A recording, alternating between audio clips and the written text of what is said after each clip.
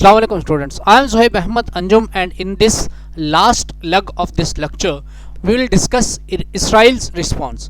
Israel का जो response है उसके ऊपर हम बात करेंगे। IAEA ने ये अनाउंस किया कि ये जो है वो तकरीबन 20% तक फोर्डो फैसिलिटी के ऊपर जो है इन्होंने अपनी वो शुरू कर दी है, इन्होंने वहाँ पर इनरिचमेंट शुरू कर दी है। बाइडन का जो स्पेशल इन्वॉय है, अच्छा इसराइल की मैं अगर बात करूं तो इस सारे मैटर में Israel from the very beginning इस ईरान के न्यूक्लियर प्रोग्राम को और उससे पहले ये जो डील है इस डील को इसराइल जो है वो सपोर्ट नहीं कर रहा था, क्योंकि इसराइल ये कहता है कि डील जो है वो सिर्फ ईरान का न्यूक्लियर प्रोग्राम को ख़त्म नहीं करती बल्कि उसको सिर्फ डिले करती है। दूसरा उनका ये एतराज़ है कि ईरान के पास मिसाइल्स ऐसे हैं जो कि हमें हिट कर सकते हैं, इसीलिए ईरान के मिसाइल्स ख़त्म किए जाएं।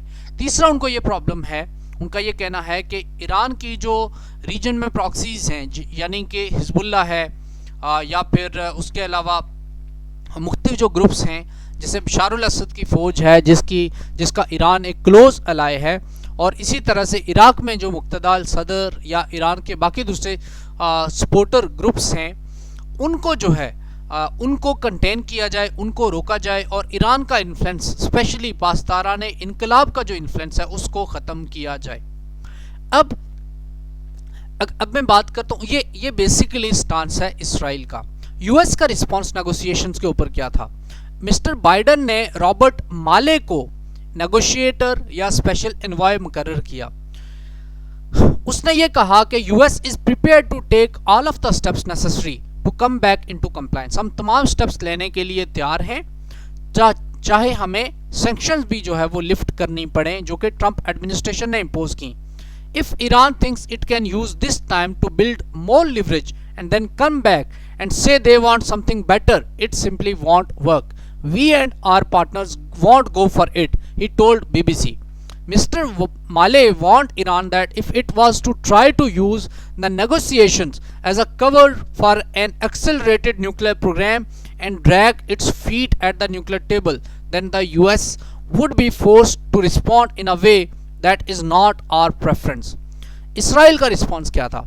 इसराइल के प्राइम मिनिस्टर नफ्ताली बेनेट साहब ने यह कहा कि ईरान जो है वो सैंक्शंस को ख़त्म करना चाह रहा है in exchange for almost nothing, and he said to the world community that don't give in to this nuclear blackmail. उसने ये कहा कि ईरान आपको न्यूक्लियरली ब्लैकमेल कर रहा है।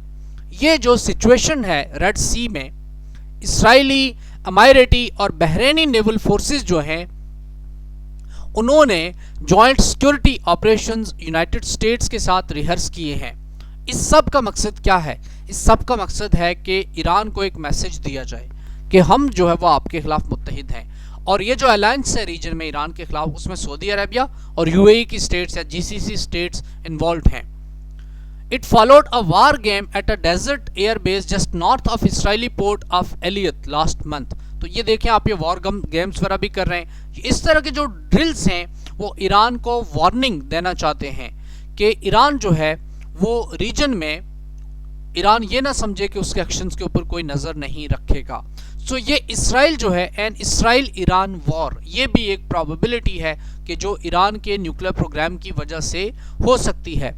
इसराइल ने रिसेंटली अपनी जो मिलिट्री एक्सरसाइजेज हैं उनकी तादाद जो है वो बढ़ा दी है। अब ये देखें नेतन्स के ऊपर, नेतन्स न्यूक्लियर फैसिलिटी है किसकी? ईरान की। यहाँ पर एक एक्सप्लोजन हुआ जुलाई 2020 में जिसको इन्होंने कहा कि it is result of a sabotage and this sabotage was blamed at Israel. इसको ब्लेम किया गया किसके ऊपर? इसराइल के ऊपर। और उसके बाद ये जो नेतन्स फैसिलिटी है उसको जो है वो ईरान ने दोबारा रिबिल्ड करना शुरू कर दिया। Now I'll look upon what are the prospects of future negotiations. अब ईरान की जो नई गवर्नमेंट है वो अगर इसके ऊपर, ये नेगोशिएशंस के ऊपर फीट अगर ड्रैग कर रही है, तो दूसरी तरफ आप ये बात भी कह सकते हैं कि यूएस और उसके एलाइज भी स्पेशली इसराइल के बिहेस्ट के ऊपर वो भी फीट ड्रैग कर रहे हैं और ईरान को क्लियर कमिटमेंट्स नहीं दे रहे। अगर बात की जाए कि यहाँ पर स्पॉइलर कौन है, तो स्पॉइलर वही साइड है जिसने विड्रॉ किया था। ईरान ये डिमांड जब करता है तो ईरान की लेजिटिमेट डिमांड है कि यूएस सैंक्शंस को विड्रॉ करे पहले फौरन, और गारंटी करे कि यूएस गवर्नमेंट दोबारा से डील से बाहर नहीं निकलेगी। यूएस के जो ऑफिशियल्स हैं उन्होंने बाकी ऑप्शंस और अदर टूल्स की भी बात की है कि हम उनको भी यूज कर सकते हैं to prevent Iran from getting a nuclear weapon, जिसमें इसराइल के मिलिट्री या साइबर अटैक्स भी शामिल हैं। लेकिन इसराइल के इस तरह के जो अटैक्स हैं वो ईरान और इसराइल के दरमियान जंग का सबब बन सकते हैं। A UN ban on import of ballistic missile technology will remain in place for up to 8 years. So Iran के ऊपर जो ईरान बैलिस्टिक मिसाइल्स के ऊपर, ईरान के बैलिस्टिक मिसाइल टेक्नोलॉजी के ऊपर भी पाबंदियां लगी हुई हैं, वो तकरीबन 8 साल तक पाबंदी है इनके ऊपर। The nuclear deal allowed Iran to sell crude oil again on international market. This was a big development. यहाँ पे आपको head of IAEA Rafael Mariano Grossi साहब नजर आ रहे हैं, जो राइट के ऊपर हैं। ये साहब with Iran foreign minister Hussain Aamir Abdullah Hayyan in Tehran, ये साहब इनके ऊपर ये मार्च 5 की जो है वो तस्वीर है। आगे बढ़ते हैं। अब रिसेंटली इन कुछ स्लाइड्स में मैं ये देखूंगा कि रिसेंटली जो है वो इन टॉक्स में क्यों डिले हुआ है। अभी अगर हम देखें तो टॉक्स में अभी तक कोई ब्रेकिंग पॉइंट या ब्रेक थ्रू नहीं आया, और कोई भी पॉइंट जो है वो ब्रेक थ्रू या ब्रेकिंग पॉइंट हो सकता है। अप्रैल तक जो है वो तकरीबन 1 साल हो चुका है जब से ये नेगोशिएशन चल रही हैं। ईरान ने ये कहा है कि वो नेगोशिएटिंग टेबल के ऊपर तभी वापस आएगा जब इस डील को फाइनलाइज किया जाता है। प्रॉब्लम यह है कि उससे पहले ट्रंप ने मैक्सिमम प्रेशर की कैंपेन के अंडर ईरान की इकोनॉमी को इतना पिनलाइज किया, इतना पनिश किया कि उससे ईरान की इकोनॉमी, उसके तमाम मेडिसिन तक एक्सेस, फूड तक एक्सेस जो है वो रुक गई थी, और ईरान की इकोनॉमी ने बड़ा बुरा इम्पैक्ट लिया। ईरान ने उसके बाद जो है इस एग्रीमेंट को ब्रीच करना शुरू कर दिया, आप सब जानते हैं, और उसके बाद जो है ईरान की न्यूक्लियर स्टॉक पाइल ईरान ने उसको भी बढ़ाना शुरू कर दिया। और अब जो है वो इस वक्त ईरान की जो स्टॉक पाइल का लेवल है वो काफ़ी बढ़ चुका है, और कोई नहीं जानता कि कितना है, क्योंकि इस वक्त इंटरनेशनल एटॉमिक एनर्जी एजेंसी जो है उसको इंस्पेक्ट नहीं कर रही। रिसेंट डिले जो है, if the two countries reach a new deal, इसका यह मतलब होगा कि ईरान जो है वो मिसट्रस्ट से आगे बढ़ रहा है, और ट्रंप ने जो जहम लगाया था वो जहम को भूल के अब दोनों साइडें आगे बढ़ रही हैं। इसके अलावा ईरान यूएस और वर्ल्ड कम्युनिटी को ईरान को फौरन इकोनॉमिक रिलीफ देना पड़ेगा। स्पेशली ईरान का जो ऑयल सेक्टर है उसके ऊपर से सैंक्शंस हटानी, ताकि ईरान अपने तेल को ग्लोबली बेच सके, ताकि ग्लोबल एनर्जी प्राइसेस जो कि रशिया की वॉर की वजह से जो कि डिस्टेबलाइज हैं या बढ़ रही हैं, उनमें स्टेबिलिटी लाई जा सके। ये जो डील है इसका ये फायदा होगा, डील से ईरान का न्यूक्लियर प्रोग्राम या न्यूक्लियर कैपेसिटी उसकी कंस्ट्रेन हो जाएगी, और इसके बदले में जो है वो इन पावर्स को यूनाइटेड स्टेट्स ऑफ अमेरिका या इन पावर्स को इसराइल की जो सिक्योरिटी का थ्रेट है वो थ्रेट ख़त्म हो जाएगा। और दूसरी तरफ ईरान को क्या फ़ायदा है?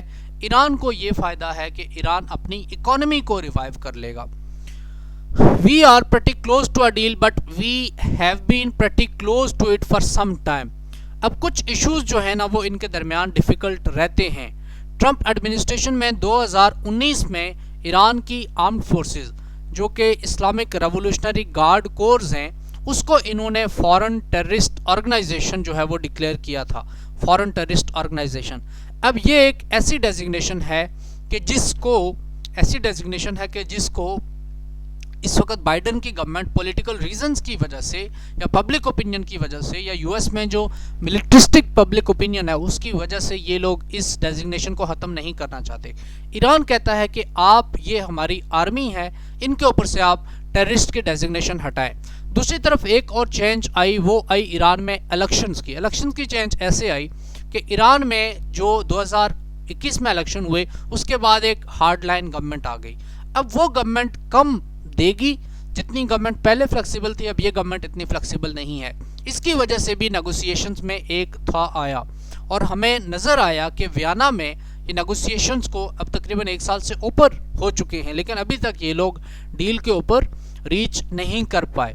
फिर एक और प्रॉब्लम दरमियान में यूक्रेन वॉर की वजह से रिसेंट मंथ्स में आई, जिसमें रशिया ने ये कहा कि इसी वियना डील के कॉन्टेक्स्ट को इस्तेमाल करते हुए कि अमेरिका और जो वेस्टर्न पावर्स हैं वो ये गारंटी करें कि जो यूएस की सैंक्शंस हैं रशिया के ऊपर due to its war on Ukraine, वो रशिया की और ईरान की जो ट्रेड है उसको इम्पेक्ट नहीं करेंगी।